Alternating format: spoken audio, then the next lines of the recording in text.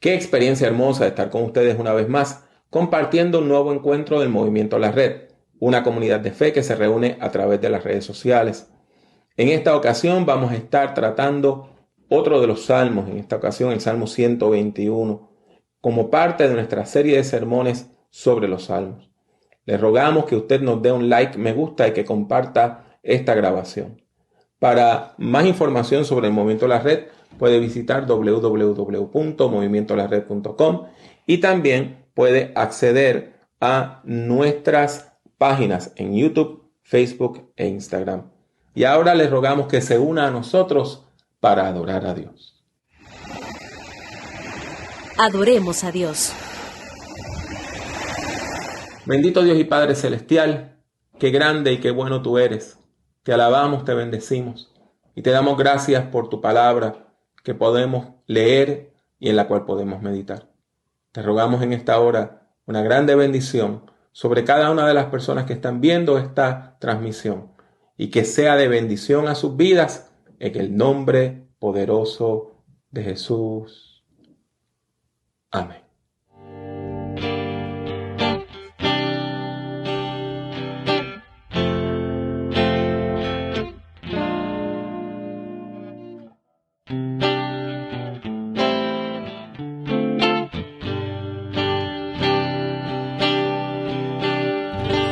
Los que confían en Jehová son como el monte de Sión, que no se mueven, sino que permanecen para siempre, como Jerusalén.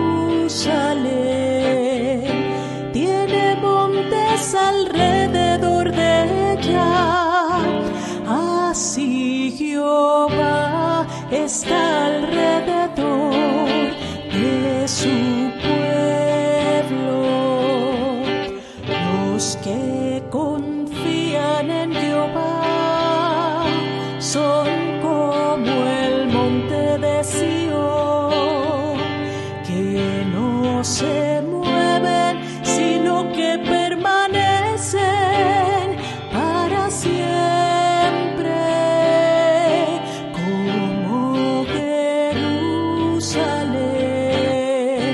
Tiene montes alrededor de ella, así Jehová está alrededor de su pueblo.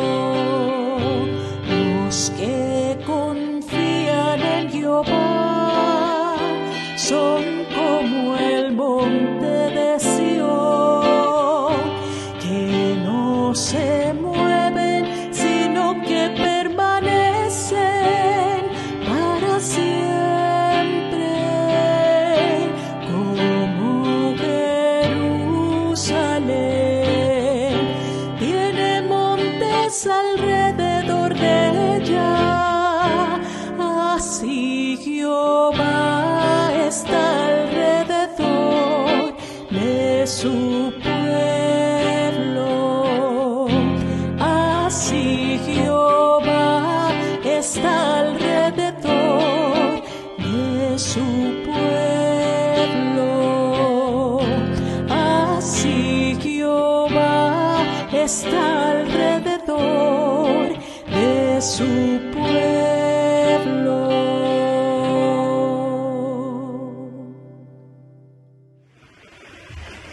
Todo es tuyo y de lo tuyo te damos.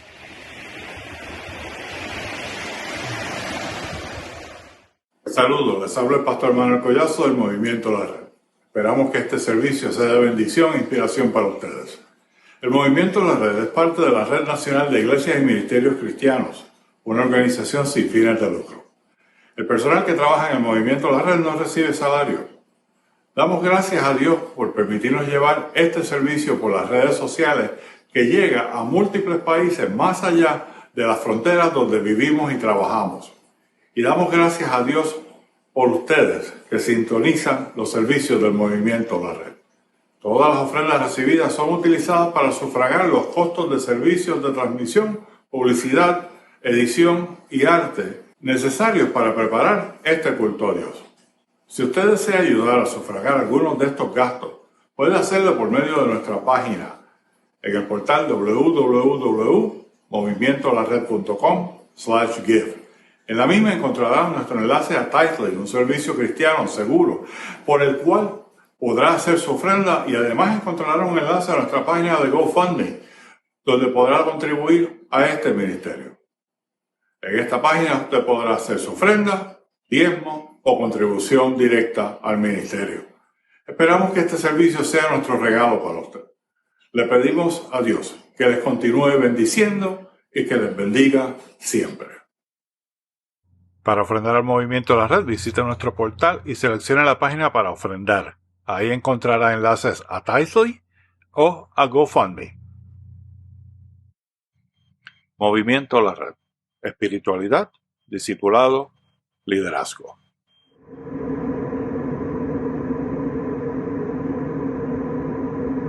Salmo 121. El Señor es tu protector. Cántico gradual. Elevo mis ojos a los montes. ¿De dónde vendrá mi socorro? Mi socorro viene del Señor, creador del cielo y de la tierra. El Señor no dejará que resbales. El que te cuida jamás duerme. Toma en cuenta que nunca duerme el protector de Israel. El Señor es tu protector. El Señor es como tu sombra. Siempre está a tu mano derecha. Ni el sol te fatigará de día, ni la luna te agobiará en la noche. El Señor te librará de todo mal. El Señor protegerá tu vida.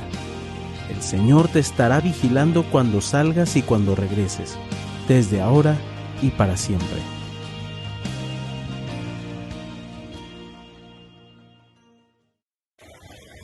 Escuchemos palabras de vida. De niño yo no iba a la iglesia. Y mi familia, aunque se consideraba cristiana, apenas se congregaba. Mi mamá sí había tenido una experiencia de conversión en una iglesia pentecostal, pero se había apartado de la fe. Mi abuela, aunque decía ser católica, yo nunca la vi ir a una misa. Y lo único que recuerdo que podía identificar con su supuesto catolicismo era que tenía un enorme cuadro del Sagrado Corazón de Jesús colgado en la sala.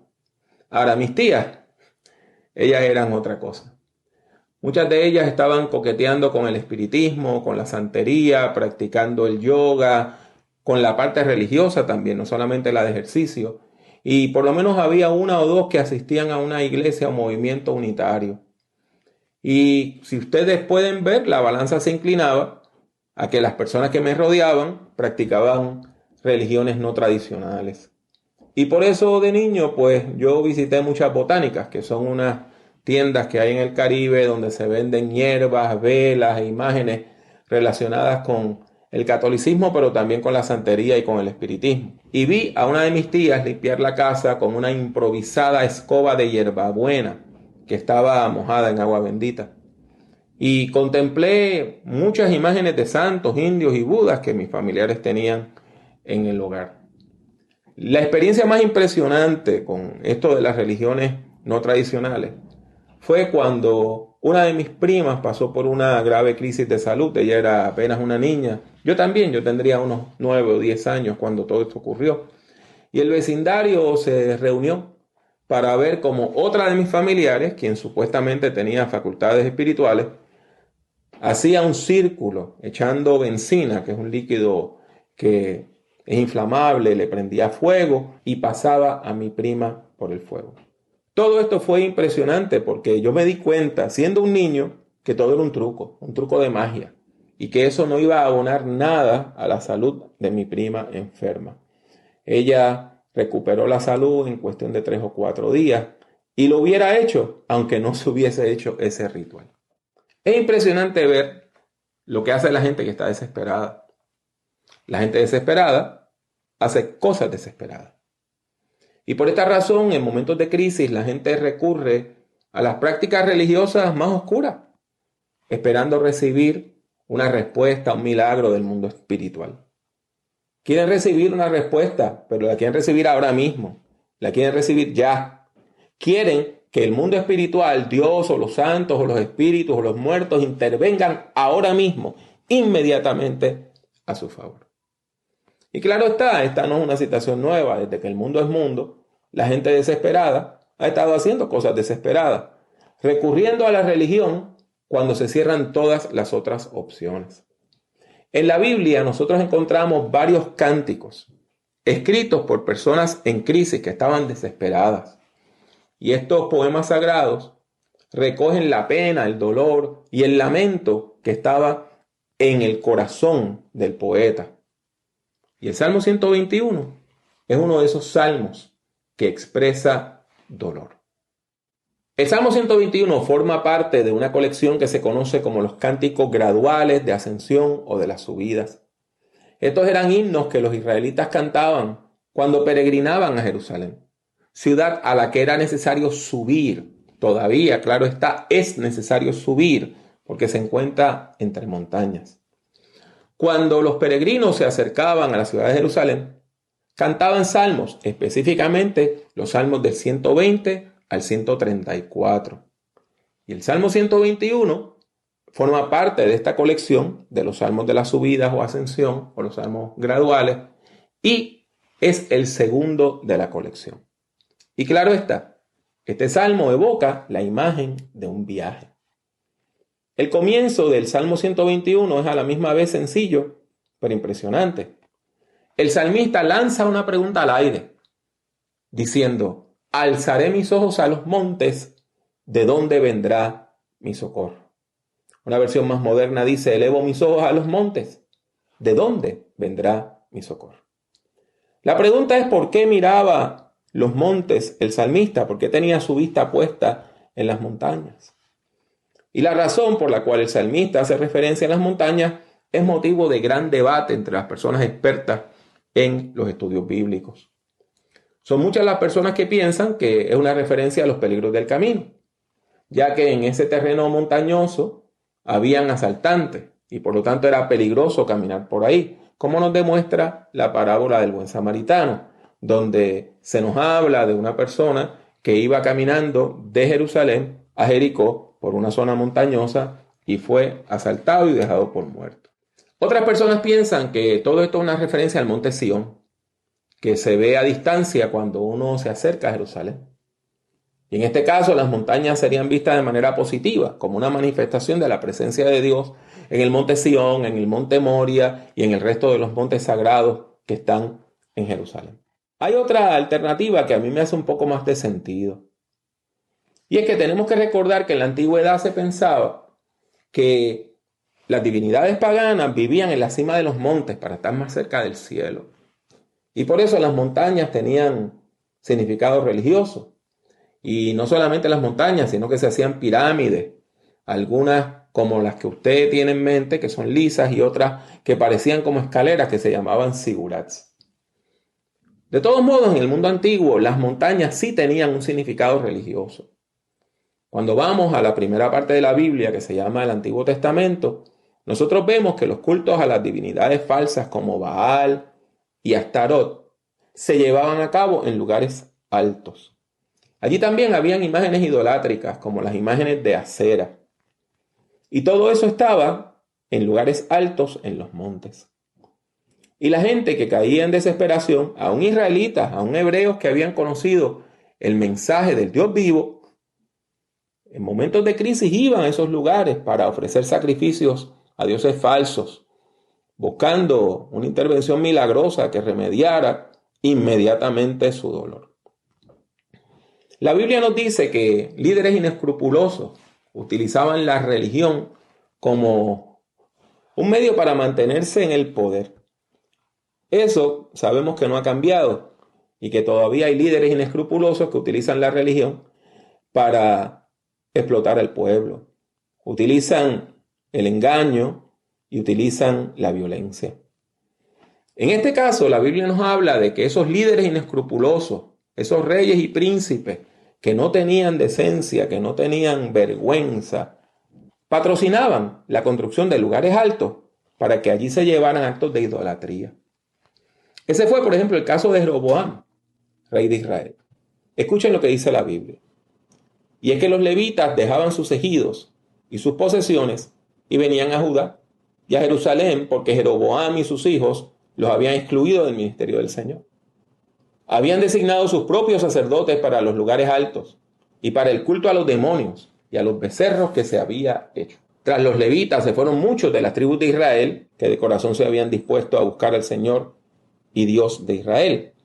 Así que llegaron a Jerusalén para ofrecer sacrificios al Señor y Dios de sus padres. Todo eso ocurrió en la parte norte, en lo que se llamó después el reino de Israel o Samaria. Sin embargo, en el sur, en el reino de Judá, cuya capital era Jerusalén, también pasó lo mismo. Escuchen lo que hizo Manasés cuando fue rey de Judá. Manasés tenía 12 años cuando comenzó a reinar y reinó en Jerusalén 55 años. Pero hizo lo malo a los ojos del Señor y cayó en las repugnantes prácticas de las naciones que el Señor había expulsado de la presencia de los israelitas.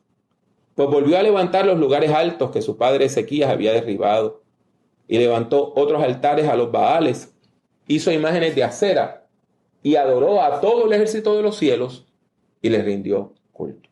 Claro está, habían reyes que eran fieles al Señor, como Josías. Y una de las características de los reyes fieles al Señor era que destruían esos lugares de idolatría. Escuchen lo que hizo Josías. A los 8 años de su reinado, cuando aún era un jovencito, Josías comenzó a buscar al Dios de David, su padre. A los 12 años comenzó a limpiar a Judá y a Jerusalén, quitando los lugares altos y las imágenes de acera, y las esculturas e imágenes fundidas. Quitaron de su vista los altares de los Baales, se hizo pedazos las imágenes del sol que estaban puestas encima. Despedazó también las imágenes de acera y las esculturas y estatuas fundidas hasta hacerlas polvo, y el polvo lo esparció sobre los sepulcros de aquellos que les habían ofrecido sacrificio. Los profetas condenaban la adoración a los dioses falsos, a los ídolos. Escuchen lo que Dios le ordenó a Jeremías profetizar en contra de los líderes que conducían al pueblo a la idolatría. Me dieron la espalda y no la cara. No quisieron escuchar ni recibir corrección, aun cuando una y otra vez les enseñaba. Al contrario, contaminaron la casa en donde se invoca mi nombre, al poner allí sus ídolos repugnantes. Para hacer pecar a Judá, edificaron lugares altos en honor a Baal, los cuales aún están en el valle de Ben-Hinnom. Y en honor a Moloc, hicieron pasar por el fuego a sus hijos y sus hijas. Un hecho repugnante que nunca les mandé hacer, ni me pasó por la mente que haría. Note que en este texto se hace referencia a sacrificios humanos, porque este ídolo Moloc, que también se conocía con el nombre de Milcom, lo que pedía en el culto era que usted sacrificara su hijo, su hija, sus bebés y los tirara al fuego en las manos de esta estatua de Moloc. Sobre toda esta base de lo que hemos dicho acerca de los lugares altos, permítanme presentarles una hipótesis, y lo hago con modestia, ¿verdad? Porque hay personas que saben mucho más de Biblia que yo. Pero lo que a mí me parece es que el Salmo 121 recoge un momento de duda, donde el salmista flaquea y mira a los montes donde estaban estos lugares altos. Y por un momento duda y se pregunta si podría encontrar paz, solaz, respuesta en los cultos a los falsos dioses. Es en ese momento donde él pregunta quién puede ayudarle. Salmo 121, visto desde esta perspectiva, recoge un momento de duda, de crisis, de desesperación, donde el salmista se plantea a sí mismo la siguiente pregunta: ¿de dónde vendrá mi socorro? ¿Cuál es mi fuente de ayuda? El salmista responde a su propia pregunta, indicando que mi socorro viene de Jehová, que hizo los cielos y la tierra. Note que esa frase también está en el credo de los apóstoles. Las montañas, entonces, representan aquellas cosas que no pueden responder a las crisis de la vida, porque solamente el Dios verdadero puede atender los reclamos de la gente que está en necesidad. Usted y yo no podemos poner nuestra confianza en las montañas.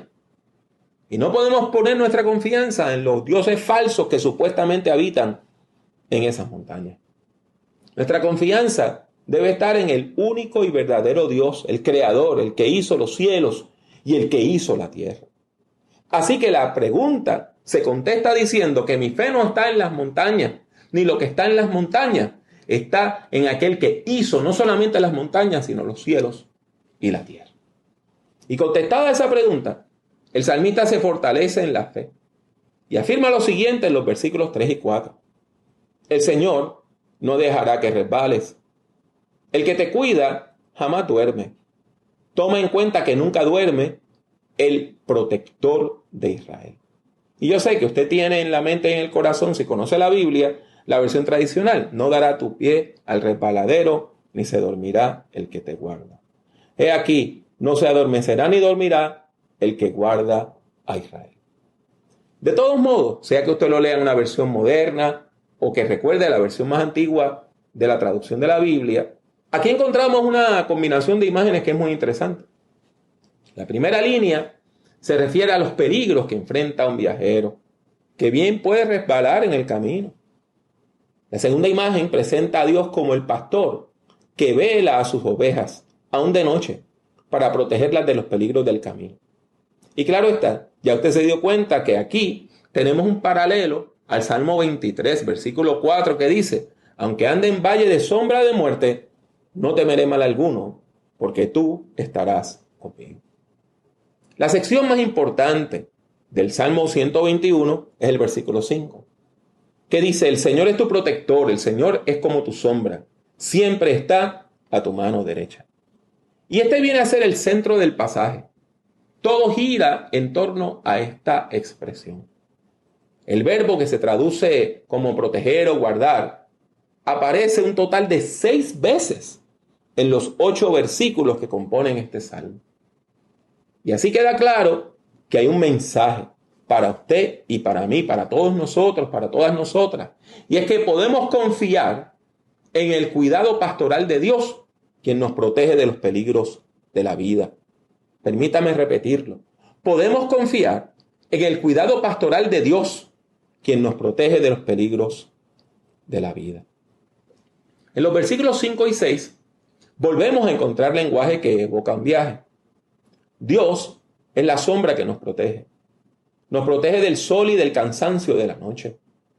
Aquí podemos recordar entonces otra imagen bíblica, el Éxodo, cuando Dios protegió al pueblo peregrino, al pueblo de Israel que iba camino a la tierra prometida, con una nube que daba sombra durante el día y que de noche se convertía en una columna de fuego que alumbraba el camino.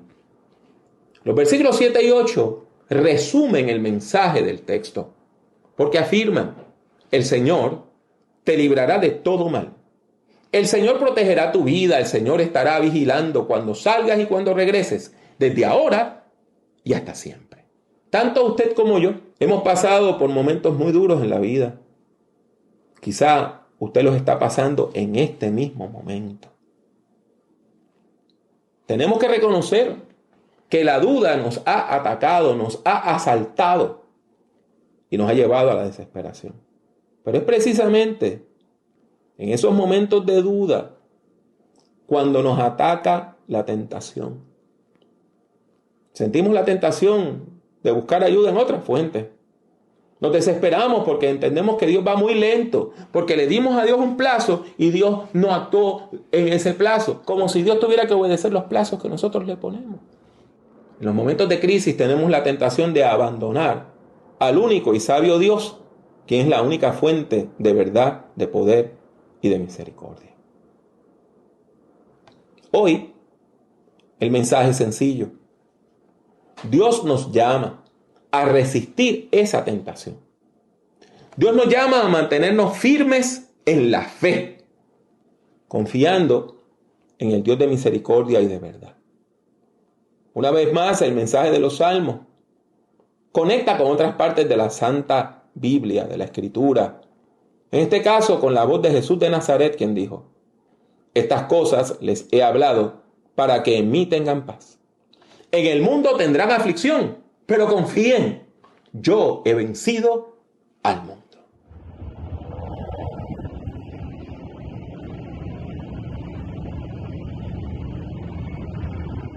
Hemos escuchado la exposición de la palabra del Señor y habiendo escuchado esa palabra, le invito a que usted y yo vengamos delante de la presencia de Dios. Dios santo y bueno, te alabamos y te bendecimos y reconocemos que tú sabes todas las cosas. Tú conoces todos nuestros pensamientos, los buenos y los malos. Tú conoces todas nuestras acciones, las buenas y las malas. Tú conoces, Padre amante, nuestro entrar y nuestro salir. Y conoces, Padre amante, nuestros momentos de duda. Te pedimos, Señor, fortaleza, que nos ayudes a vencer la tentación, que no nos permitas caer en tentación, que tú permitas, Padre amante, que nosotros podamos mantenernos firmes en el nombre de Jesús, en esta fe que tú nos has dado. Porque ¿a quién iremos si solamente tú tienes palabras de vida eterna? Por eso, Señor, ayúdanos a perseverar en el momento duro, a quedarnos firmes en la fe, sabiendo, Señor, que tú no nos dejas, que tú no nos desamparas, y sabiendo, Señor, que tú estarás con nosotros todos los días, hasta el fin del mundo. Amén.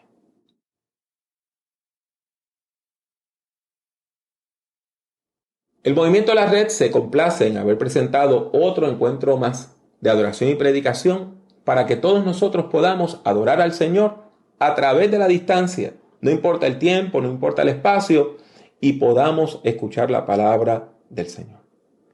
Es importante que usted continúe apoyando este ministerio. Le rogamos que siga sintonizando nuestras transmisiones todos los domingos, desde temprano en la mañana, por Facebook, Instagram y YouTube. Y las estamos transmitiendo todo el día y también en las tardes de los lunes. Pero los jueves a las 7:30 usted tiene una oportunidad muy importante, muy linda, y es unirse a nosotros en oración, en vivo, en Facebook.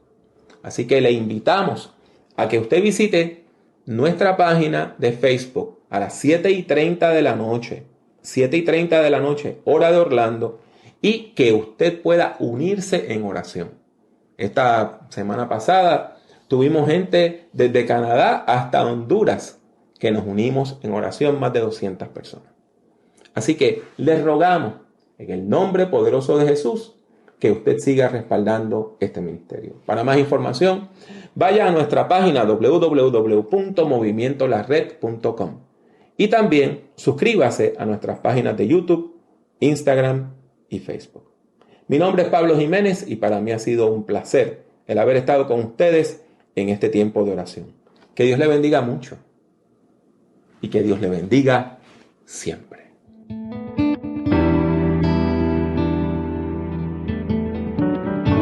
Únase al Movimiento La Red visitando nuestra página web www.movimientolared.com.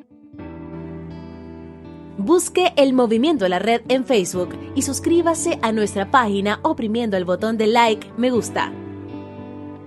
El Movimiento La Red es una comunidad de fe que se reúne a través de las redes sociales. La participación es libre y voluntaria. Está abierta tanto para ser su principal comunidad de fe como para enriquecer su vida espiritual. La Red es un movimiento cristiano que no está afiliado a denominación alguna.